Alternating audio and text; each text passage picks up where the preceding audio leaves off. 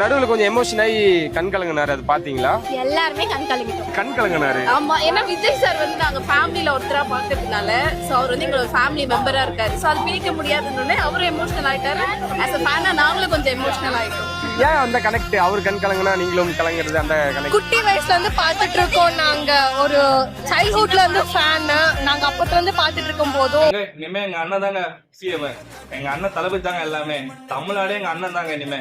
தமிழ்நாடு மக்களும் இளைஞர்களும் என் அண்ணன் பின்னாடி தாங்க இனிமே. யாரும் ஒண்ணும் பண்ண முடியாது. மக்கள் ஆதரவு அப்படி இருக்கு.